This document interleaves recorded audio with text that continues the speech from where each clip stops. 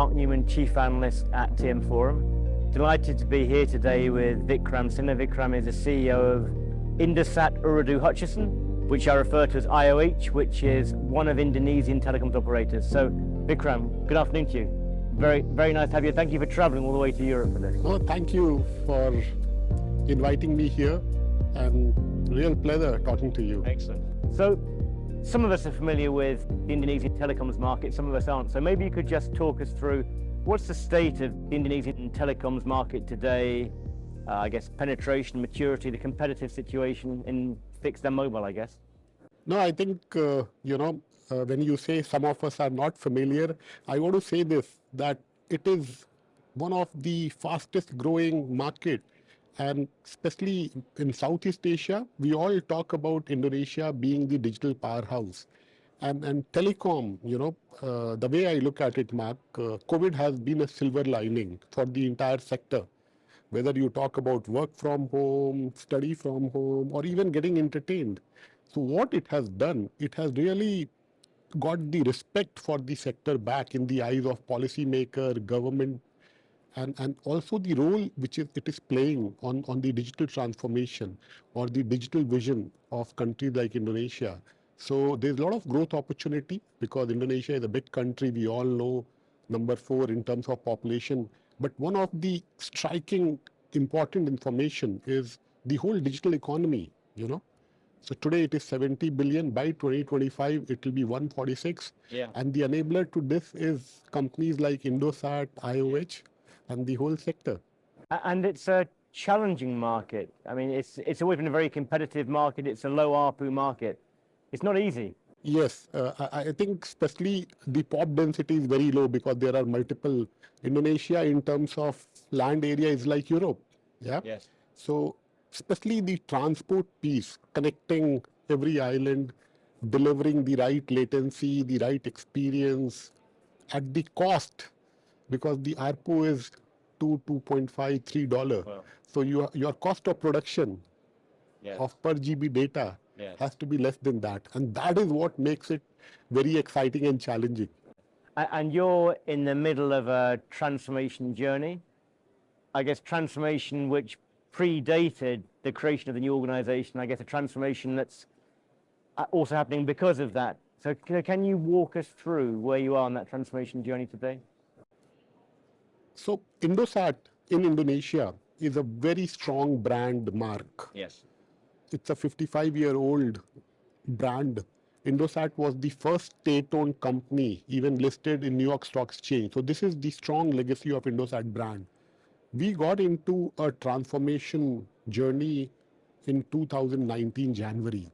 And I think the good thing is, we were able to deliver 5x growth compared to industry. We were able to, in fact, grow industry. And some of the things which we focused was, simplicity, transparent product, trying to make sure that we really focus on giving value than price. Yeah.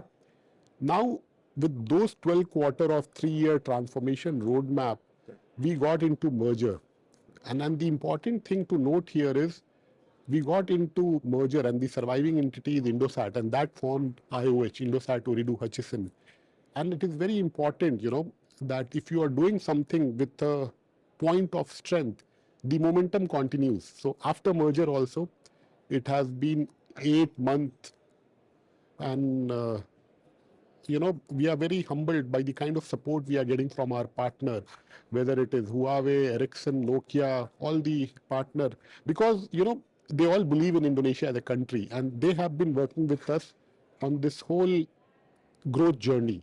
Other thing which really worked well for us, we have very strong shareholders. Now Ooredoo Group, CK Hutchison, and also government is part of IOH. They all supported us to work with a maximized mindset. How can we make 1 + 1 = 10? How can we ensure that, number 1 priority is customer experience over cost? Synergy values and all will deliver. But I think that has been the momentum and taking things to next level.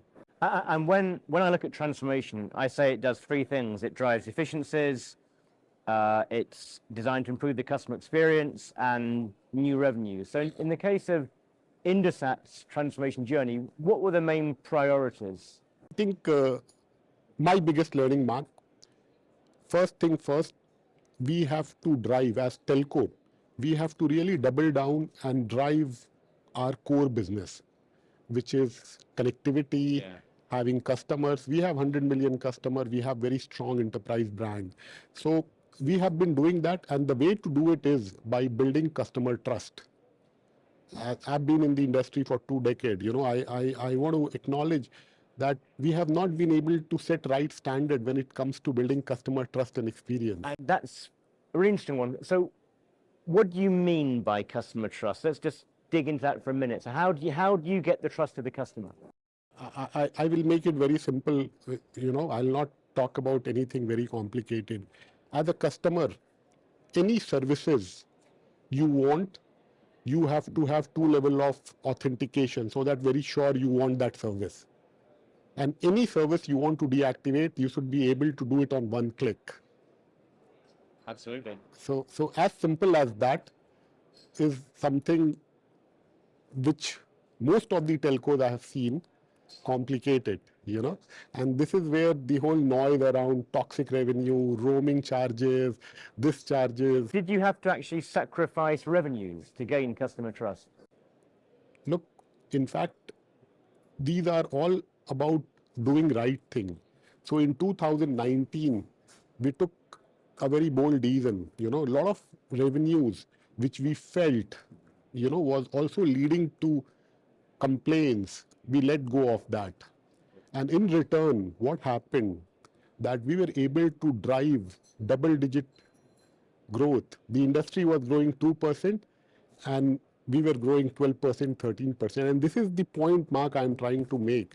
Sometimes, we are so KPI focused, we are so quarter, year, we lose the big picture. Yes. Because of complaint, if you lose one customer, the lifetime value of one customer is around $300, $400. You lose it.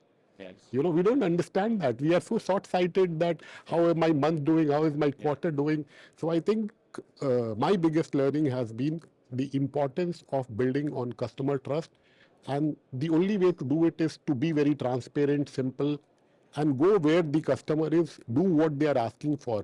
You don't need to be over smart. You have to stay humble and listen to your customers. So you talked us through Indosat's transformation starting in 2019.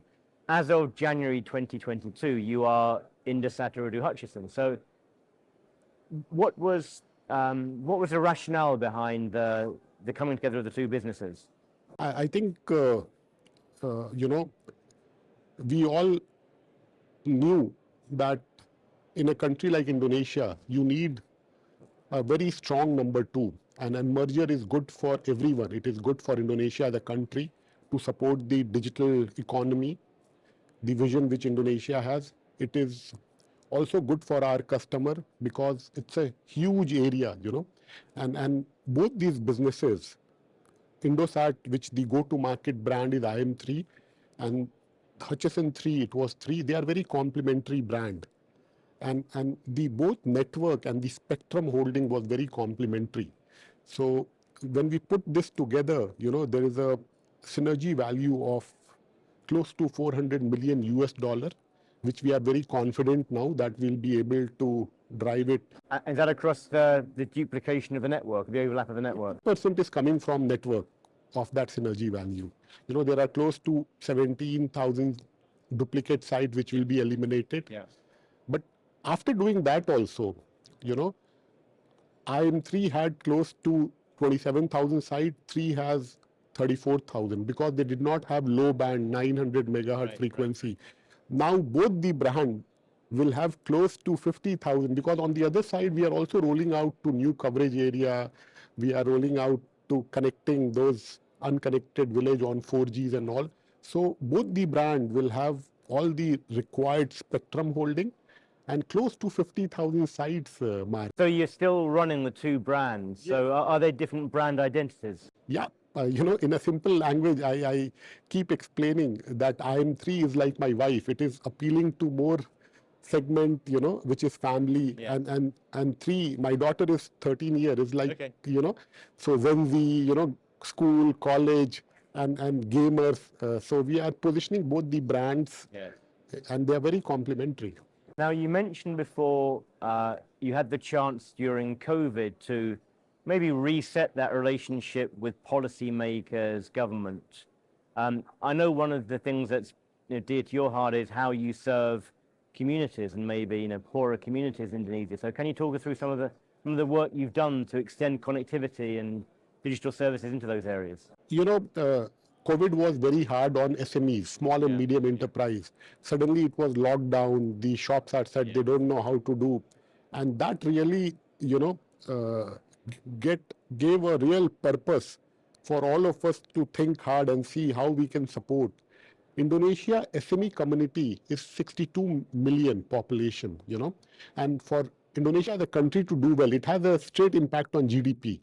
We all need to work together in terms of how we are helping these communities and small and medium enterprise. So the learning started from there. As telco Indosat, we were just connectivity. I provide you connectivity and then, I'm out. But then what we realized that, we can have a complete, if we can be a part of a customer journey, we have a role to play. So this is what we are taking it to next level, and we are working with partners. This needs a lot of collaboration. This is where, So what sort of services do you expect to deliver to SMEs? So one example I can give you, now we have a digital loan product also, and it is in partnership with QNB Bank. Yeah. So and it is like instant. In a village also, if you want a loan, on one click, he get it. Yeah. Now we are taking it to next level, If you want a logistic support, we are trying to create that B2B, B2X whole marketplace. And this is where the whole open API, that whole, bringing everyone together and making sure that that SME makes $10. And then there is a value creation. Then, all of us will get benefited. The country get benefited. All of us have an upside. But first thing first, we have to solve real problem. My learning here, Mark, has been that we have to take an approach of solving real problem and value creation, not the valuation game. You have heard a lot of these fintech and all those things, they are more focused on valuation. And we are not looking at valuation. We genuinely want to make sure that we are creating value for our customer. And if they are happy, they will take care of us. How much of your business is B2B rather than B2C? We have 20% of the business is B2B. We have a very strong B2B brand also and subsidiary, Lintasata. So they are one of the most preferred enterprise B2B brand in Indonesia. You talked before about your ARPU being $2.50, and if you're a European telco, it'd be hard to understand how you can possibly make money from $2.50 a month. So I mean, how challenging is it in a highly competitive market? How challenging is it to be profitable, an idea to grow your profitability? Yes, I think this is very important. I think what has happened is the era which we are getting into is more of collaboration. We don't need to compete unnecessarily. The health of the industry is very important, and every country has understood that. So this is one. Second, on one side you have low ARPU, on second side you have scale. Yes. So I think the European operator has a lot to learn from us on managing our factory. How can I produce 1 GB at less than $1? Then only I can give it to $2.5. So I think that is the equation. We need to get it right. While we need to learn from European operator on enterprise, industry 4.0 automation, and they need to learn from us, how the whole factory, its data has become a commodity, So the ability to produce, on less than $1, a GB is very important. And I think market like Indonesia, we have to do a lot of work on making sure that we manage our cost structure. We make sure that, we are very efficient. Every site, we make it profitable. So that's a very important approach. You just mentioned that you've launched 5G in Bali. Have you thought about using 5G as a fixed wireless access technology? That's something you're... I think we have just started, with our current spectrum. In fact, we have launched now close to 400 sites across 6 cities. Personally, I feel that fixed wireless access by 2026, 27 will contribute to 40% of 5G. Wow, a big proportion, yeah. A big proportion, and that's another big opportunity. So there are 70 million homes in Indonesia, and if you look at home broadband penetration, is a big opportunity. So we have launched our FTTH brand Hi-Fi. So we have started with fiber to home. We are working with partners on creating home pass and giving that. But getting into next year with 3.5 megahertz, which we expect to be released for 5G, I think this is one use case which will be the first, which will roll out faster. And I know sometimes, again, from a European perspective, we don't always see what's happening in Indonesia in terms of the transformation of the economy, and the potential to digitize, I guess, so many elements of the economy. I mean, how exciting is that opportunity for you, and how tangible is the revenue from those new services, new digital services? I think this is a very important question mark. For anything to be long-term and sustainable, it has to be tangible. Yeah. Yes. So today I call it as adjacent revenue. So first I spoke about the importance of doing core first time right, building trust. Once you have those scale and 100 million customers, I'm seeing a lot of attraction from all the big global player on working with us on creating adjacent revenue. So this is where today my adjacent revenue is around 4% of the total revenue. On one side, I'll keep growing my core, but by 2025, we have taken an internal target to ensure that adjacent contributes to 20%. Very interesting. So that 4%, what is that 4% made up of? These are all non-core. So, lending services, I told you, loan product. Then I have close to 30 million app. I can monetize that app. There are a lot of people, on my app who are ready to pay. Then IoT, giving insights, data-led decision making, all of them. So we have started that journey. So what is important to know is what not to do. All these conventional vast services, you have to really add value to the customer. Give them what they want. Don't try to upsell, cross-sell, and do all those unnecessary things. Yes. And is it clear to you today what role you will play beyond being connectivity? Because you could take the view your partners will be delivering other capabilities. You could take that, or you could say, actually, we want to be the end-to-end provider of these services. We want to own the relationship. We'll bring partners in. We will own the customer relationship, but our approach is partnership model. What is important for us is to make sure that we get our fair share. What we have not been able to do in past is there was no value given to us. We are putting capex. You know how capex intensive it is, and then the value was taken by the OTT. So now my approach is not on small thing. Let's make sure that we have the right value share which we are creating, and that is why my tangible number. So just to do some maths, my today annual revenue is $3 billion plus. So if I keep growing, faster than or in line with market also, it will be around 4 billion by 2024-25. And then on the other side, if I can create this adjacent, which is 20% of that, so it's a sizable number. It is close to $700-800 million US dollar. So that target's 20% by what year? 2025. Okay, so Vikram, so we will meet again in 2025, and I'll ask if you've got to 20% or 25 or 30%. But it's great to have those targets, and it sounds as if there's greenfield opportunity, I guess, in Indonesia. It's very exciting. No, I invite you to Jakarta. We should be there, and then you will not say that I don't know too much about Indonesia. I want you to be there and see the people and the vibrancy and the positivity which is there. Yeah. So it's a great story. We look forward to hearing from you more, and lovely to meet you here. Thank you so much. Thank you.